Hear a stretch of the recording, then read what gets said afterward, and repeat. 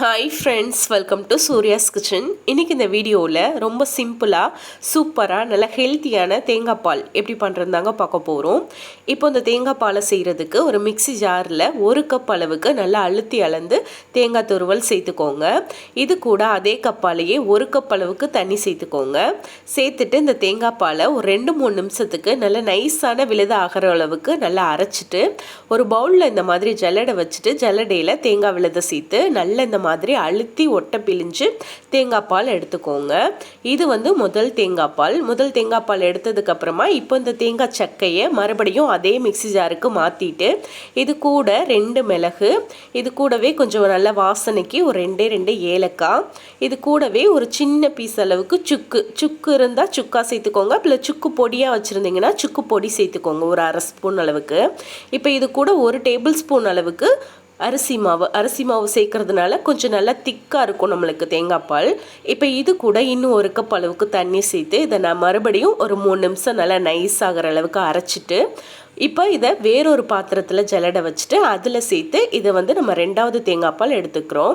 இப்போ அதே மிக்ஸி ஜாரில் இன்னும் நான் ஒரு 1 கப் தண்ணி ஊற்றி நல்லா கலந்து இதில் சேர்த்துருக்கேன். சேர்த்துட்டு இதை நல்லா இதே மாதிரி அழுத்தி ஒட்ட பிழிஞ்சு 2வது தேங்காய் பால் எடுத்துக்கோங்க. எந்த பாத்திரத்தில் நீங்கள் தேங்காய் பாலை குக் பண்ண போகிறீங்களோ அதே பாத்திரத்தில் இந்த மாதிரி வடிகட்டி யூஸ் பண்ணி வடிகட்டி இந்த 2வது தேங்காய் பாலை எடுத்துக்கோங்க.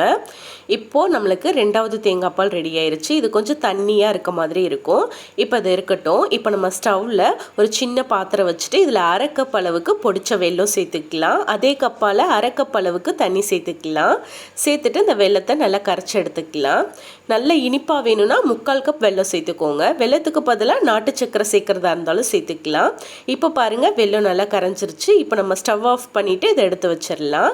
இப்போ நம்ம ஸ்டவ்வில் 2வதாக எடுத்து வச்சுருந்தோம் இல்லையா, அந்த தேங்காய் பாலை எடுத்து ஸ்டவ்வில் வச்சுட்டு நல்லா மிதமான தீயில் ஒரு 3-4 நிமிஷத்துக்கு இதை நல்லா கொதிக்க வச்சுக்கலாம். ஒரு 3-4 நிமிஷம் கொதிச்சதுக்கப்புறமா நம்ம இதில் அரிசி மாவு சேர்த்துருக்கிறதுனால அது நல்லா கொதிச்சு இந்த மாதிரி பாருங்கள் ஒரு கஞ்சி மாதிரியான கன்சிஸ்டன்சிக்கு வரும். ஸோ இப்போ நம்ம ஸ்டவ்வை ஃபுல்லாக லோ ஃப்ளேமுக்கு மாற்றிட்டு இப்போ இதில் நம்ம ஏற்கனவே கரைச்சி வச்சுருக்க வெள்ளப்பாக இந்த மாதிரி ஒரு வடிகட்டி யூஸ் பண்ணி வடிகட்டி சேர்த்துக்கோங்க. ஏன்னா வெள்ளத்தில் மண் தூசிலாம் இருக்கும், அதனால கட்டாயி வடிகட்டி சேர்த்துக்கோங்க. வடிகட்டி சேர்த்துட்டு நல்லா கலந்து விட்டுருங்க. மறுபடியும் இதை நல்லா சிம்மிலேயே ஒரு 2 நிமிஷம் கொதிக்கட்டும். இது கூட ஒரே ஒரு சிட்டிகை அளவுக்கு உப்பு சேர்த்துக்கோங்க. இந்த ஸ்வீட்னஸை நல்லா எடுத்து கொடுக்கும். உப்பு சேர்த்துட்டு மறுபடியும் நல்லா கலந்து விட்டுருங்க. ஒரு 2-3 நிமிஷம் நல்லா கொதிக்க வச்சுக்கோங்க. சிம்மிலே கொதிக்க வச்சுக்கோங்க. நல்லா கொதிச்சதும் ஸ்டவ்வை ஃபுல்லாக ஆஃப் பண்ணிவிட்டு நம்ம ஃபஸ்ட்டு எடுத்து வச்சுருந்த தேங்காய் பாலை சேர்த்துக்கோங்க. ஸ்டவ் ஆஃப் பண்ணதுக்கு அப்புறமா தான் முதல் தேங்காய் பால் சேர்க்கணும். அப்போ தான் தேங்காய் பால் திரிஞ்சு போகாமல் இருக்கும்.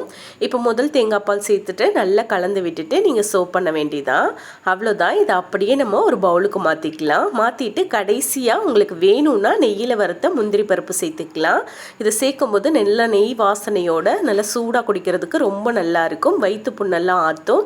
அதே மாதிரி சளி இருமல் இருக்கவங்க கூட குடிக்கலாம். ஸோ கண்டிப்பாக ட்ரை பண்ணி பாருங்கள். ட்ரை பண்ணிவிட்டு எப்படி வந்ததுன்னு கமெண்ட்டில் சொல்லுங்கள். இந்த தேங்காய் பால் ரெசிபி பிடிச்சிருந்தா லைக் பண்ணி ஷேர் பண்ணுங்கள். சப்ஸ்கிரைப் பண்ணலைன்னா சப்ஸ்கிரைப் பண்ணிக்கோங்க.